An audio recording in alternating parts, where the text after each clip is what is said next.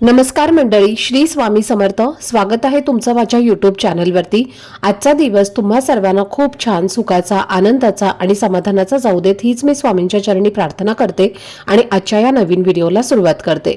पण त्या अगोदर तुम्ही माझ्या चॅनलवरती जर नवीन असाल तर चॅनलला पण लगेच सबस्क्राईब करा आणि कमेंटमध्ये श्री स्वामी समर्थ लिहायला अजिबात विसरू नका.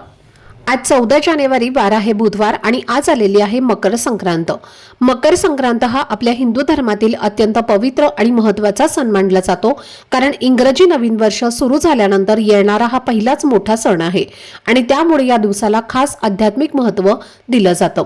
जेव्हा सूर्य एका राशीतून दुसऱ्या राशीमध्ये प्रवेश करतो तेव्हा त्याला ज्योतिषशास्त्रामध्ये संक्रांत असं म्हटलं जातं आणि अशी मान्यता आहे की या संक्रांतीपासूनच चांगल्या दिवसांची सुरुवात होते.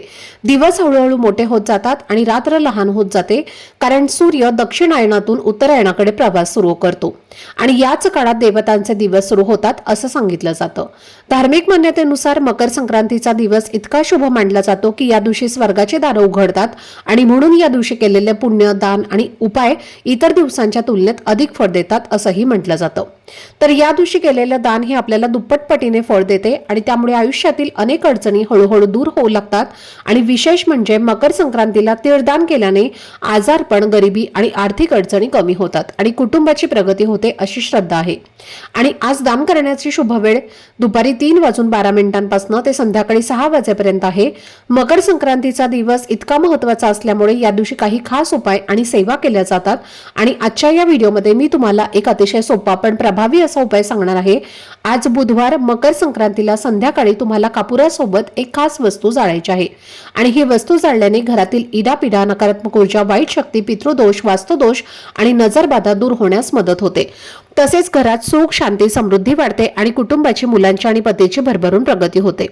तर ही कोणती वस्तू आहे आणि ती कधी आणि कशी जाळायची आहे याबद्दलची संपूर्ण माहिती आजच्या व्हिडिओमध्ये मी तुमच्यासोबत शेअर करणार आहे. त्यामुळे व्हिडिओ हा स्किप न करता शेवटपर्यंत नक्की पहा, जेणेकरून तुमच्यापर्यंत योग्य ती माहिती पोहोचेल. आणि तुम्ही माझ्या चॅनलवरती जर नवीन असाल तर चॅनलला पण लगेच सबस्क्राईब करा आणि बेल आयकॉनला पण प्रेस करा, म्हणजे मी जेव्हा कधीही नवीन व्हिडिओज अपलोड करेन त्याचं नोटिफिकेशन सर्वात आधी तुम्हाला मिळेल आणि तुमचा एकही व्हिडिओ हा मिस होणार नाही. तसेच हाय बटनवर सुद्धा क्लिक करा. तर आजच्या या व्हिडिओमध्ये मी तुम्हाला जो उपाय सांगणार आहे तर हा उपाय तुम्हाला आज मकर संक्रांतीच्या दिवशी संध्याकाळी करायचा आहे आणि हा उपाय तुम्ही सायंकाळी 6 वाजल्यापासून ते रात्री 12 वाजेपर्यंत कधीही करू शकता. पण शक्य असेल तर संध्याकाळी 6 ते 9:30 या वेळेमध्ये करण्याचा जास्तीत जास्त प्रयत्न करा, कारण ही वेळ लक्ष्मी येण्याची वेळ मानली जाते आणि या काळात सकारात्मक ऊर्जा खूप जास्त प्रमाणामध्ये कार्यरत असते. त्यामुळे या वेळेत केलेल्या उपायांचं फळ अधिक प्रभावीपणे मिळतं. तरीही काही कारणामुळे तुम्हाला या वेळेमध्ये नाही जमलं तर रात्री 12 वाजेपर्यंत उपाय केला तरीही चालेल. आज मी जो उपाय तुम्हाला सांगणार आहे तर हा उपाय आपण वर्षातनं फक्त एकदाच करू शकतो आणि तो दिवस म्हणजे मकर संक्रांती. कारण या दिवशी जर आपण उपाय घरामध्ये केला तर घरातील दुःख, संकट, अडचणी, दारिद्र्य आणि गरिबी हळूहळू दूर होऊन घरात अखंड लक्ष्मीचा वास राहतो असं म्हटलं जातं.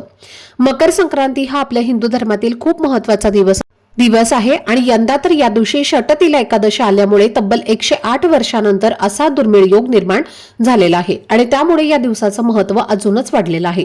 या दिवशी माता लक्ष्मीची पूजा केली जातेच, पण त्याचबरोबर आपल्या पितरांची सेवा आणि स्मरण करणं सुद्धा खूप महत्त्वाचं मानलं जातं. आणि जर वर्षभर पितरांची सेवा करण्याची संधी मिळाली नसेल तर मकर संक्रांतीच्या दिवशी तर ती नक्कीच पितरांना अर्पण करावे, कारण मकर संक्रांती हा वर्षातला पहिलाच सण असल्यामुळे येणारं संपूर्ण वर्ष चांगलं जावं, आनंद जावं आणि पितरांचा आशीर्वाद हा कायम आपल्यावरती राहावा यासाठी या दिवशी पितृसेवा केली जाते.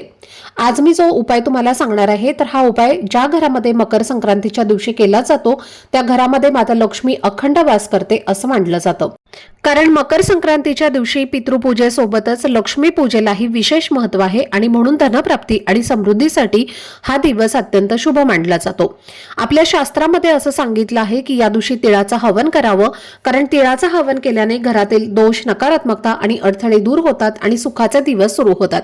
पण हवनासाठी अनेक वस्तू लागतात आणि ते प्रत्येकालाच शक्य होईल असं नाही आणि म्हणून आज मी सांगत असलेला उपाय सोपा असला तरी तुम्हाला हवन केल्याचं पुण्य मिळेल अशी श्रद्धा आहे.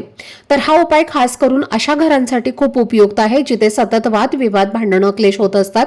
मग ते नवरा बायकोमध्ये असोत, आई मुलांमध्ये असोत किंवा कुटुंबातील इतर सदस्यांमध्ये असोत.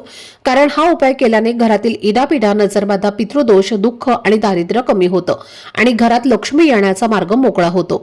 लक्ष्मी नांदणं म्हणजे फक्त पैसा असणं एवढंच नाही, तर घरामध्ये शांती, समाधान, प्रेम, एकोपा आणि सकारात्मक वातावरण असणं हेही तितकंच महत्वाचं आहे. आणि जेव्हा असं वातावरण घरात तयार होतं तेव्हाच खरी लक्ष्मी स्थिर होते. आणि म्हणूनच आज मकर संक्रांतीच्या दिवशी संध्याकाळी हा उपाय नक्की करा. कारण या उपायामुळे घरातील वातावरण शांत होते, मुलांची चिडचिड, हट्टीपणा कमी होतो, त्यांची प्रगती सुरू होते आणि हळूहळू संपूर्ण कुटुंबाच्या जीवनात सकारात्मक बदल जाणवू लागतात. तर हा उपाय करण्यासाठी आपल्याला सर्वप्रथम देवघरामध्ये जो दिवा आपण नेहमी लावतो तो दिवा तुम्हाला लावून घ्यायचा आहे. धूप, दीप, अगरबत्ती लावून वातावरण प्रसन्न करायचं आहे. घराच्या मुख्य दरवाजावरती सुद्धा तुम्हाला एक दिवा आज संध्याकाळी लावायचा आहे आणि त्यानंतर तुम्हाला या उपायाला सुरुवात करायची आहे. आता हा उपाय करण्यासाठी तुम्हाला थोडेसे पांढरे तीळ जे असतात तर ते एका वाटीमध्ये घ्यायचे आहेत. त्यामध्ये शुद्ध गाईचं तूप घालायचं आहे. तूप आणि तीळ हे तुम्हाला व्यवस्थित मिक्स करून घ्यायचं आहे आणि त्यानंतर काय करायचं आहे तर तुम्ही एक मोठी मातीची पणती घ्या किंवा कापूर जाळण्याचं भांडं तुमच्याकडे असेल तर ते देखील तुम्ही घेऊ शकता किंवा एखादी मोठी स्टीलची वाटी किंवा प्लेट असेल तर ती घेतली तरीही चालेल. त्यानंतर सर्वप्रथम तुम्हाला त्या भांड्यामध्ये आपण जे तीळ आणि तूप एकत्र मिक्स केलेलं जे आहे तर ते सर्वप्रथम तुम्हाला त्या प्लेटमध्ये किंवा कापूर जाळण्याच्या भांड्यामध्ये ठेवायचं आहे. त्यानंतर त्यावरती तुम्हाला 5 भीमसेनी कापराच्या वाड्या ठेवायच्या आहेत. भीमसेनी कापूर तुमच्याकडे नसेल तर तुम्ही साधा कापूर घेतला तरीही चालेल. आणि या कापुरासोबतच आपल्याला 2 अखंड फुलाच्या लवंगा ज्या असतात तर त्या सुद्धा ठेवायच्या आहेत. आणि त्यानंतर आपल्याला चिमूटभर काळे तीळ आणि थोडीशी पिवळी मोहरी आपल्या हातामध्ये घ्यायची आहे. जर तुमच्याकडे पिवळी मोहरी नसेल तर तुम्ही काळी मोहरी सुद्धा घेऊ शकता. त्यानंतर हे काळे तीळ आणि पिवळी मोहरी जी आहे तर ती आपल्याला आपल्या हातामध्ये घेऊन आपल्या घरातील प्रत्येक व्यक्तीवरनं डोक्यापासून ते खाली पायापर्यंत 7 वेळेला उतरवून घ्यायची आहे. प्रत्येक व्यक्तीसाठी तुम्हाला वेगवेगळ्या वस्तू घेण्याची गरज नाही. एकदाच वस्तू घ्यायच्या आहेत आणि सर्वांवरनं तुम्हाला उतरवून घ्यायच्या आहेत.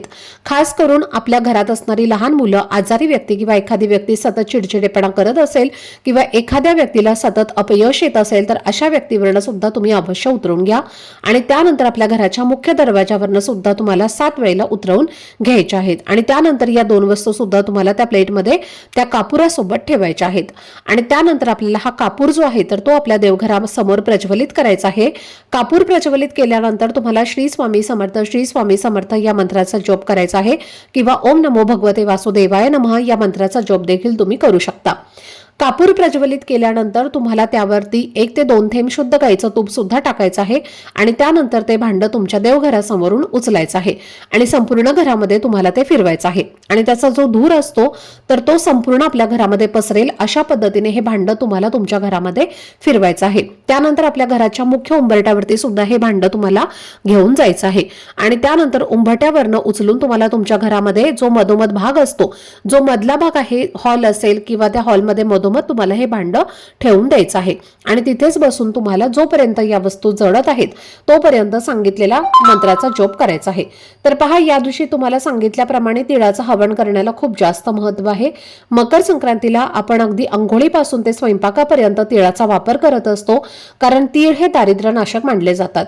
तर असे सुद्धा सांगितलं जातं की तिळामुळेच शनिदेवास घर आणि आनंदाची प्राप्ती झाली होती आणि त्या दिवसापासूनच मकर संक्रांतीला सूर्यदेवाची पूजा करायला महत्व दिलं जातं.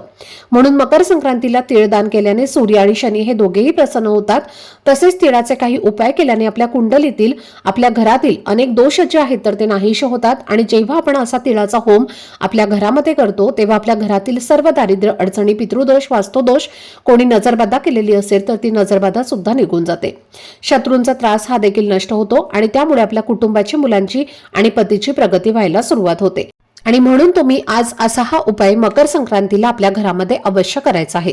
शक्य असेल तर तुम्ही तिळाचं हवन करा. तिळाचं होम करणं शक्य नसेल तर मग तुम्ही सांगितलेला हा उपाय जो आहे तर तो सुद्धा करू शकता. हा उपाय केल्याने सुद्धा तुम्हाला होम हवन करण्याचं पुण्यफळ जे आहे तर ते प्राप्त होत असतं. आता या ज्या वस्तू आहेत तर त्या सगळ्या जळून शांत झाल्यानंतर सर्व वस्तू तुम्हाला निर्माल्यामध्ये टाकून द्यायचा आहे किंवा एखाद्या मोठ्या झाडाच्या खोडापाशी टाकून दिलं तरी सुद्धा चालेल. तर असा हा उपाय तुम्हाला आज मकर संक्रांतीला करायचा आहे. तर पहा, काही दिवसांचं महत्त्व हे खूप जास्त असतं आणि आपल्या पूर्ण प्रगतीवर या गोष्टी खूप परिणाम करत असतात. आणि संक्रांतीचा सण म्हटलं की वाईटावर चांगल्याची मात आपण साजरा करत असतो आणि संक्रांतीचा दिवस हा आपल्या आयुष्यातील सर्व दुःख कष्ट दूर करण्याचा दिवस मानला जातो. म्हणून हा उपाय आपल्याला आपल्या घरामध्ये आज संध्याकाळी करायचा आहे. स्त्रिया करू शकतात. स्त्रियांना शक्य नसेल तर पुरुषांनी केला तरीही चालेल किंवा घरातील मोठी मुलं सुद्धा हा उपाय करू शकतात. फक्त घरामध्ये सूतक असेल तर हा उपाय तुम्हाला करता येणार नाही. तर अशी ही अत्यंत महत्त्वाची माहिती मला तुमच्यासोबत शेअर करायची होती. आजचा हा व्हिडिओ जर तुम्हाला आवडला असेल, माहितीपूर्ण वाटला असेल तर व्हिडिओला लाईक, शेअर आणि चॅनलला सबस्क्राईब नक्की करा. भेटूयात पुढच्या व्हिडिओमध्ये. तोपर्यंत सर्वांना श्री स्वामी समर्थ.